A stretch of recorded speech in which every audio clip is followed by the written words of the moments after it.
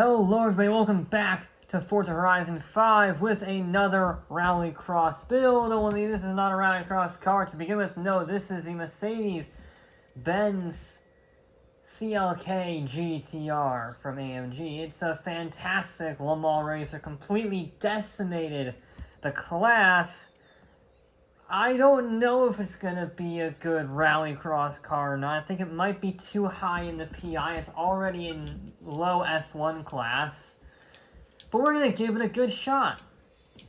We're going to give it its time in the spotlight. We are going to want the full Forza aero, even if it does look a bit ridiculous. I mean, it's more fitting to the CLK GT, which is what this paint job is based off of. Nope.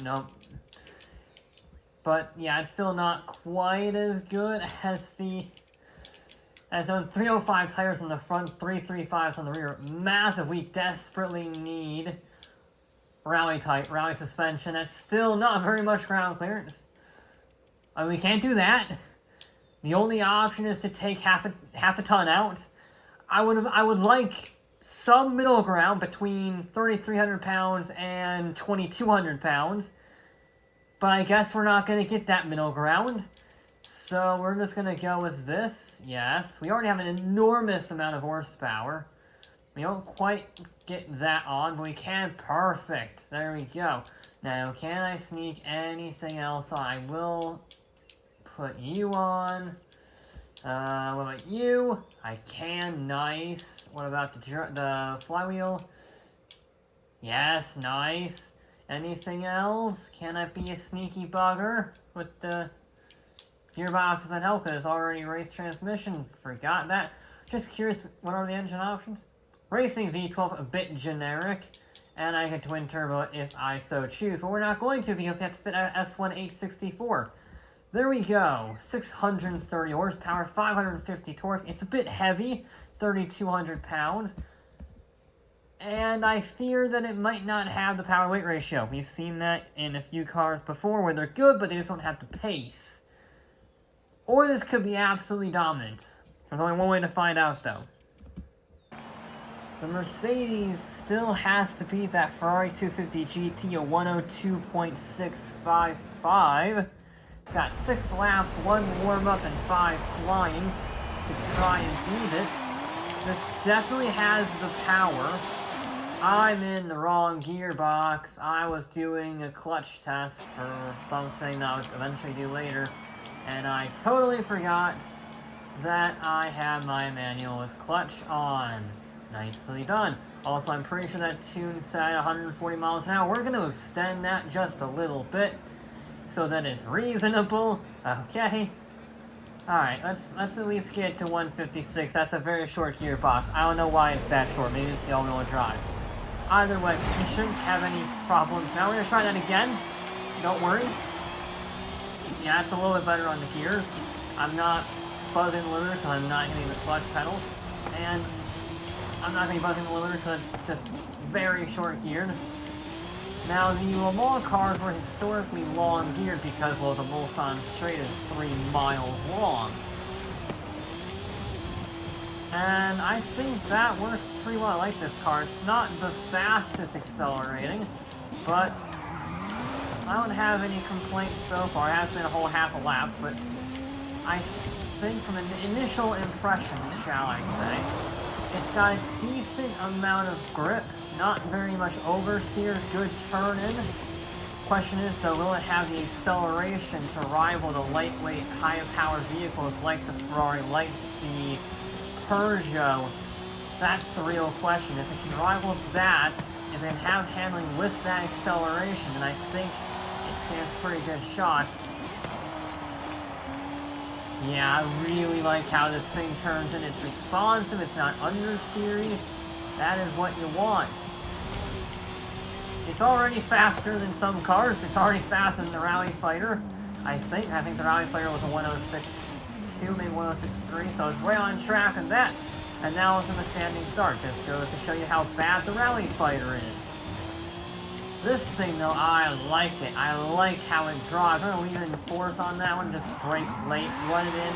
It might buzz the limiter a little bit, but it's better than shifting up in that case, because we are hitting the brakes so quickly after we hit the limiter. I'm actually not going to use the handbrake on that corner. I don't think it's really that beneficial. It has so much front end turn that I don't have to hit the handbrake on that hairpin section. That's amazing. And its short gearbox, I probably could have left it standard, to be honest, but I didn't want to be shifting every 5 seconds, so I probably could have left the gearbox the same, but truth be told, yeah, it's good. It's good. I'm not sure it has the sheer pace, but you can see there it's not really all that fast on the straightaway. The Ferrari was certainly hitting in the 120s, almost 130. This thing is not even able to crack 120, but I like how it drives it. Even if it doesn't win, I'm just going to shift up on that one.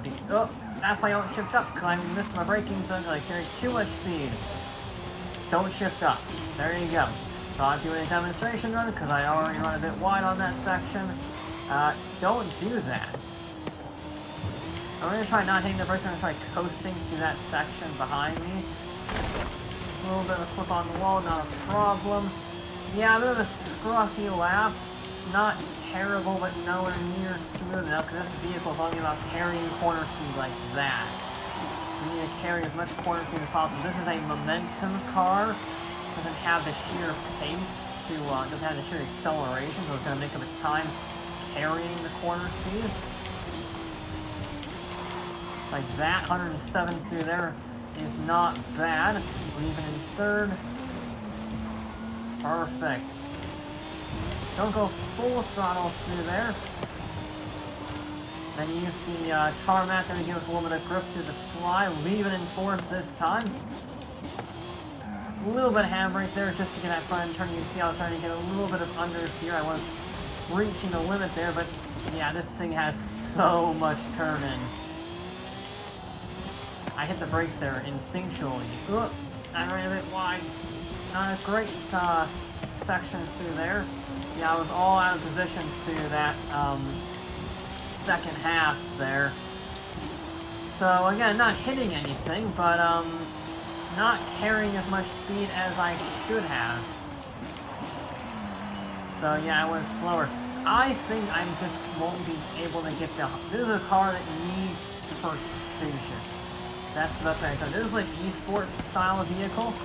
An esports driver would be fantastic in this because you can be so smooth. This car rewards smoothness and precision, getting within a millimeter of the barriers, braking as late as you can, being as smooth as possible. This is what this vehicle is. And I am not that. I'm okay. Solid B, I would say, in terms of driver ratings, but yeah. Definitely not as smooth as this vehicle really needs for a driver. You can see there, I could be smoother by being closer to that apex, but I just slightly missed it. So, yeah, this is a car that rewards a smooth touch that I am sorely lacking. That was a good run there, though. Alright, we're in the 102s, but I feel like we might have cost ourselves a chance with this final lap.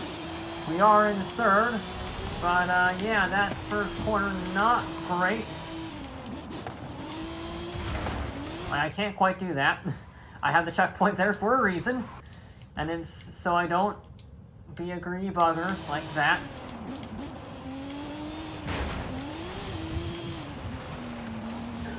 I'm just gonna go flat out, really, because, I mean, I've already messed up that first corner. So why not just go 110%, try and make up the time. Braked a little early there, actually, to be honest. Yeah, I don't think this lap's going to be any faster. I sort of half stalled it on that first corner. But what are you going to do? Oh, I try not to brake. I don't know if that was a good idea. I mean, it was a good exit, but a little bit of oversteer. That was actually a good section, I think. That was probably one of the better sections we've had in that bit. Carrying the exit speed. Rev it up. Nope, it wasn't faster. 102.9. It's in third. It's in third. It beat the Corvette C8. Yeah, that is a challenging car to drive. I like it. I like it a lot. But it's both challenging and easy. Easy because there is so much turn. That's probably the best handling car I have driven in a long time. The only other one being the Miura from the last build series on the Baja track. But it just doesn't have the overall pace, not with my hands. My hands are not as precise as it needs to be. This might be able to beat the Ferrari in the hands of a professional who gets paid to do this stuff. I am not that professional, and as a caveat there, the Ferrari would definitely be faster in the hands of a professional, so, you know, it sort of balances itself out, I guess. It definitely rewards late braking and precision driving, and I'm not up to that 101% that that car really needs. Regardless, it's a fantastic car, well-deserved third place, beats out the Corvette, not by much, by a tenth of a second, but it is faster. But we are 0.3 of a second off the Ferrari and the Peugeot, so not quite there, but for being a mid-S1 class car to start out with, very impressive showing. But that will be it for this episode of Forza Horizon 5. I'll be back with more.